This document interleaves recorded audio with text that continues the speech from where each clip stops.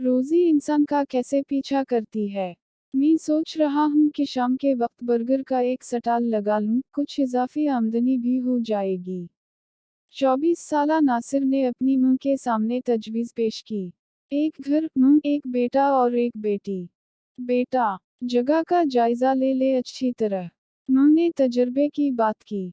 नासिर ने इतवार का दिन जायजा लेने में गुजारा। उसने फैसला किया कि घर के करीब ही में मौजूद इत्तिफाक टाउन की मार्केट में स्टॉल लगाएगा। एक समोसे वाले से बात कर ली और 2000 माहाना किराए पर बात तय पा गई। भागम भाग सामान खरीदा, मां और बहन के साथ मिलकर कबाब बनाने का काम शुरू किया। पहले दिन 12 कबाब बनाए, कीमत मार्केट से 10 रुपए कम रखी।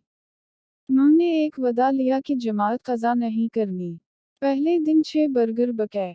उसी तरह सिलसिला चल रहा था। जमात से 10 मिनट पहले नासिर तवा लपेट देता, अनड़े, कबाब और बर्गर समोसे वाले के पास अंदर रख देता और जमात के लिए चला जाता। इर्द गिर्द के दुकानदार हैरानी से देखते कि ऐसे कारोबार कैसे चलेगा। गाहक को रवाना कर दिया जाए या इंतजार करवाया जाए तो कौन यहाँ फटकेगा। दिन गुजरते जा रहे थे, औसत फरोख्त 10 बर्गर तक पहुंच चुकी थी। किराया और खर्चा पूरा हो रहा था लेकिन मुनाफा कम था। वैसे भी वो शाम 4 से 9 बजे तक स्टॉल लगाता था और इस दौरान 3 नमाजें भी आती थीं। एक दिन मगरिब के वक्त वो तवा लपेट रहा था कि अचानक एक 12 साला लड़का आया और इकट्ठे 6 बर्गर का आर्डर दिया। ये इसकी दुकानदारी में पहली दफ़ा इकट्ठे 6 बर्गर का आर्डर आया। एक लम्हे को कमज़ोर हुआ लेकिन फौरन ही दिल मजबूत करके कहा कि जमात का वक्त है, उसके बाद बना देता हूँ। लेकिन वो लड़का अपने घर वालों के साथ वहाँ से चला गया। थोड़ा सा दिल मैला हुआ लेकिन वो सर झटकते हुए जमात के लिए रवाना हो गया। वापसी पर मोहम सी उम्मीद थी कि शायद वो आर्डर मौजूद हो लेकिन ऐसा ना था। समोसे वाला भी इसे समझा रहा था कि इस तरह कैसे दुकानदारी चलेगी। वो खामोश इसकी बातें सुनता रहा। इतने में गाहक आना शुरू हुए। शाम 7 बजे तक 8 बर्गर फरोख्त हो चुके थे और साथ ही बर्गर बन खत्म। इसने फोन किया तो बर्गर बन वाले ने आधे घंटे के लगभग पहुंचने का कहा। वो अंदर दुकान में जाकर खड़ा हो गया। इतने में बाहर गाड़ी रुकी और वही 12 साला बच्चा नमूदार हुआ। इसको देखकर हल्की सी खुशी हुई लेकिन वो खुशी बर्गर बन खत्म होने की वजह से तहलील हो गई। इस दफा लड़के ने 6 के बजाय 10 बर्गर का आर्डर दिया था।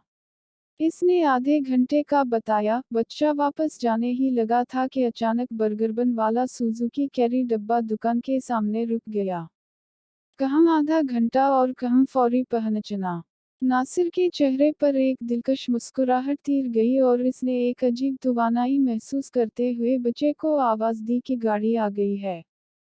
इसके तौए पर पहले दफ़ा 10 बर्गर बन रहे थे और इसकी फरोख्त 20 बर्गर तक पहुंच चुकी थी जबकि इशा के बाद का 1 घंटा भी बाकी था।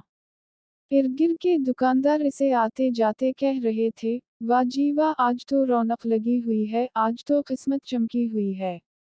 और वो खुशी खुशी बर्गर बना रहा था। इधर बर्गर तैयार, उधर इशा की जमात का वक्त करीब आ गया और नासिर तवा लपेटने के बाद एक अजीब सुकून और तमानियत से मस्जिद जाने के लिए रवाना हो गया। वो सोच रहा था कि बेशक रोजी इंसान का ऐसा पीछा करती है जैसे मौत, बस मुस्बत सिमत में मेहनत की ज़रूरत है। साथ ही उसे मां की कही हुई बात याद आ गई, बेटा, सोने का भी फ़ायदा हो रहा हो लेकिन अल्लाह का हुक्म आ जाए तो वो फ़ायदा छोड़ दो।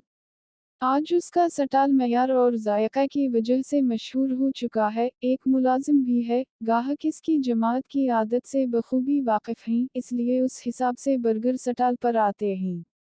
और हया अली अलसाउत, हया अली अलफलाह की सदा पर नासिर के हाथ खुद ही सामान समेटना शुरू हो जाता है।